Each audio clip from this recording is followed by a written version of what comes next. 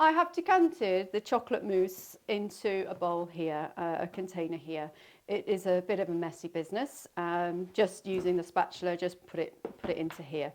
And it is still sort of a little bit, I guess, on the warm side, a little bit of residual heat on there. Everything is going to go into the fridge for a little bit of time to firm up a bit. Not for ages, but I just think to take that residual heat out.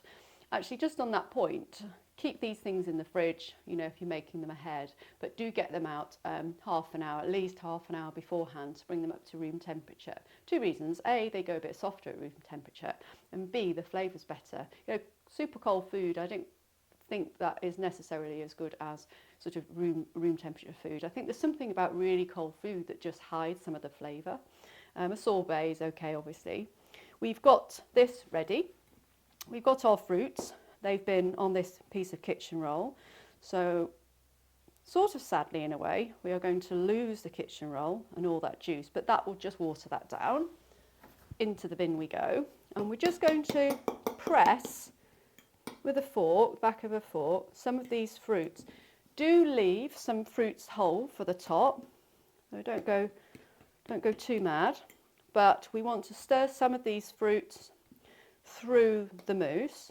So over on one side of this bowl, I've put some fruits that I'm keeping to put on the top.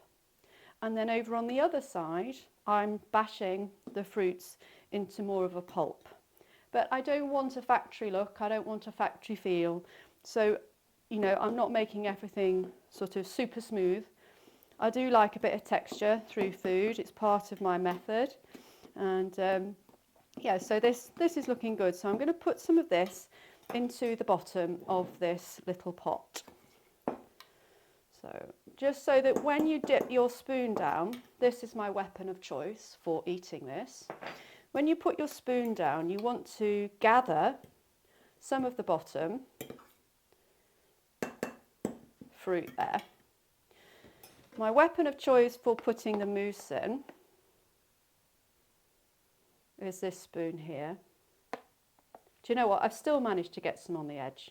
I always try to do things really quite carefully so I don't have to wipe up, but it's a good teaching point. I'll show you how to clean the edge. So that's going in there. I'm sort of filling this goo pot from the side, this glass pot, famously made by Goo, GU, in case you're wondering. So I've got some spare mousse here. This recipe is for 2 of these little puds. And then we need to just pat that down. Some of these fruits,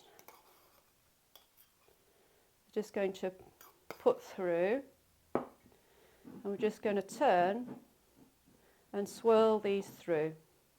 So you're pushing them down and you're swirling them through. Don't go too mad, but we've hidden them in here now. I'm going to put a little bit more on the top, using the back of the spoon there. I quite like the top of that because it's got the little peak from lifting that off. I like that. I think that looks nice. Let's just have a clean spoon to dress the top with some fruity bits. And then let's just show you how to clean the sides of that dish. So it's lovely, isn't it? From the side you can see the fruits at the bottom. We know we've put some little surprises, some fruity jewels into this, and then we can see that we've got some fruits on the top. So visually lovely. Plus, when you get your spoon, you can dive through and you've got different layers. Personally, just plain mousse, it's okay, but I prefer things to be multi-dimensional in food. So this is how you do it. You have a little bit of this. You're putting a little bit into the bowl and you are going round. It's better to put too little in and then turn a little bit deeper. But that there is absolutely gorgeous. So yes, put him in the fridge a little bit and then get him out, get a weapon of choice go somewhere quiet, put some nice music on and dig in.